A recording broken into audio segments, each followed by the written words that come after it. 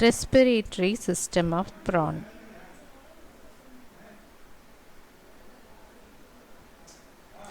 The respiratory structures of prawn include the gills or branchiae, the epipodites or mastigobranchiae, the vascular lining of the branchiostegites. So there are three respiratory structures in prawn: the gills, the epipodites, and the vascular lining of the branchiostegites.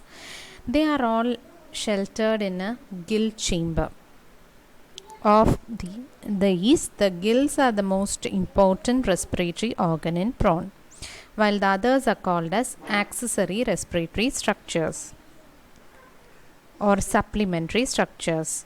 The gills of the prawn are vascular, feathery, or it is known as the plumose type of outgrowths from the thoracic appendages.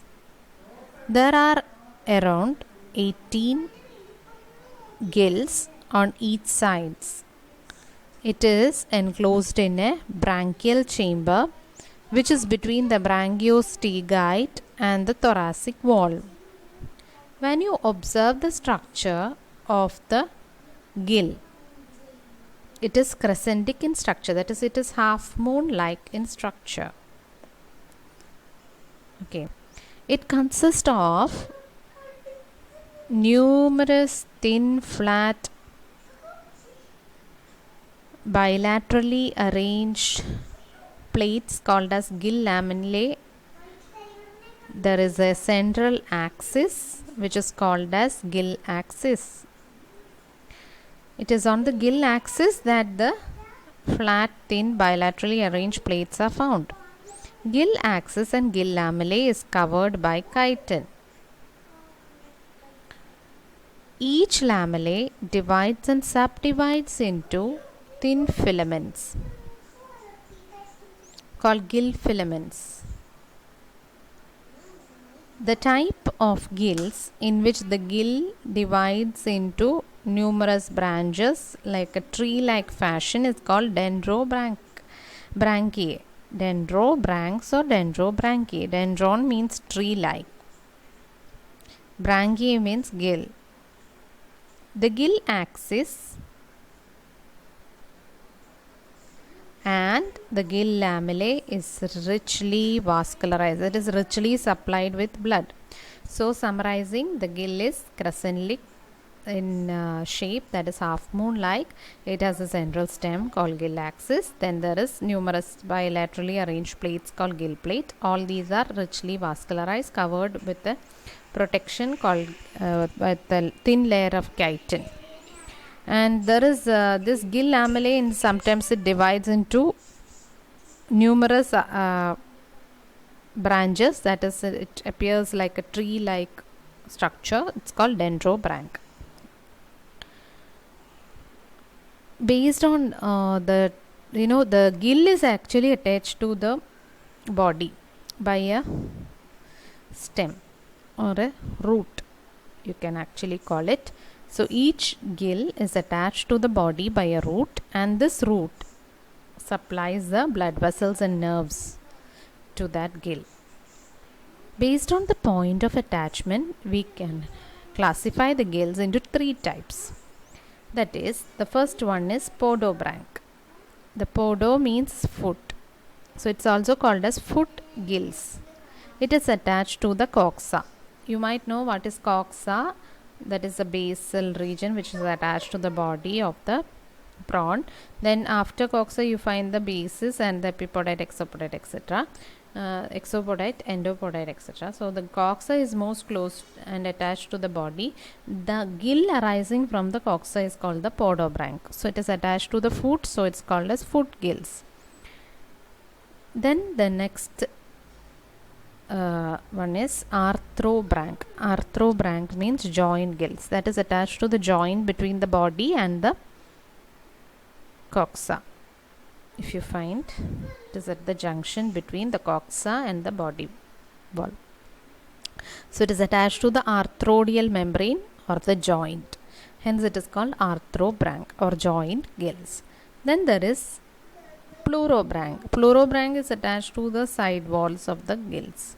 It's called the side gills or wall gills. It is it is attached to the inner walls of the branchial chamber. In Penaeus, there is only one pair of podobranch.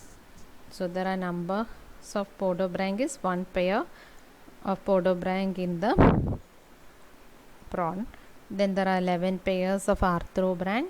Then there are, which is attached to the second and third pair of maxillipede and first 4 of the walking legs. Pleurobranchs are 6 pairs in number. It is attached to the third pair of maxillipede and 5 pairs of walking legs.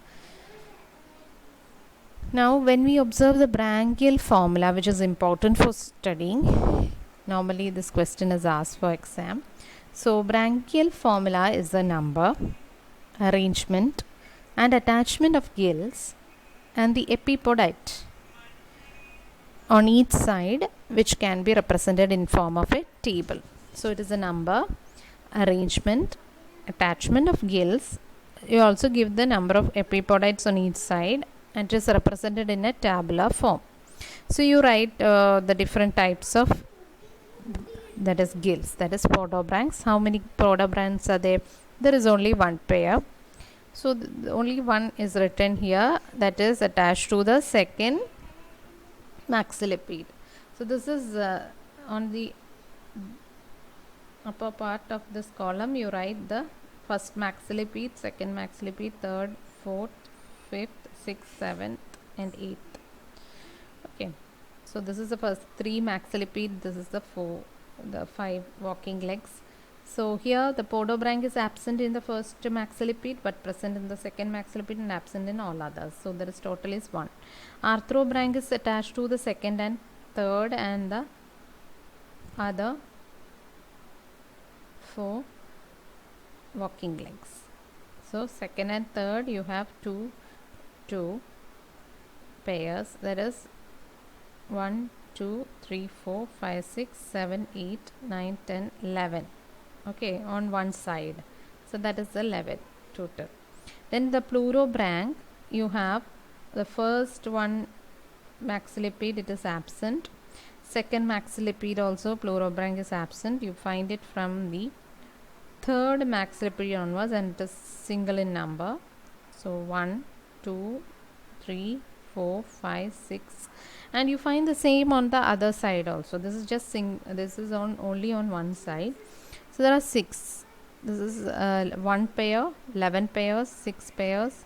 And epipodites, you have noticed that while studying the thoracic segment, you find the first maxillipede having a flattened epipodite. The second one also has an epipodite which is forked. Third also will have an epipodite. The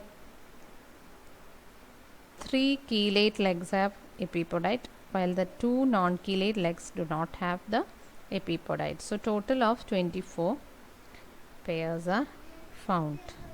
Gills are found in the prawn. Hope this is clear for you all.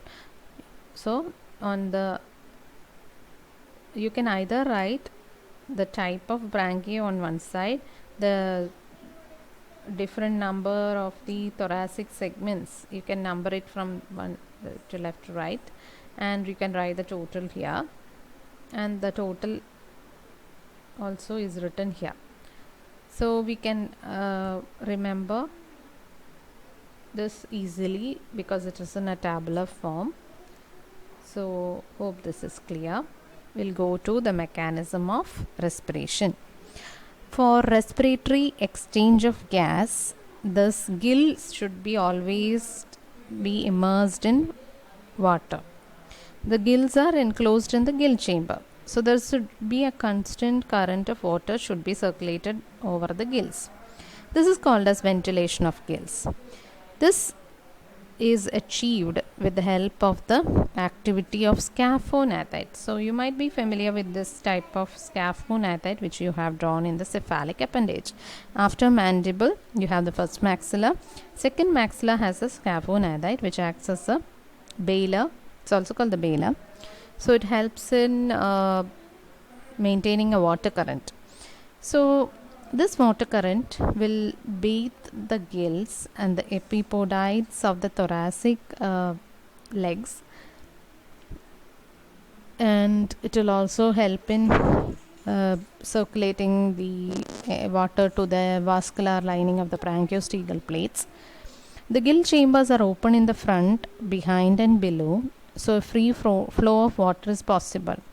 And the scavonitite is located in the anterior region. They keep moving so that it bails out water from the anterior part of the gill chamber.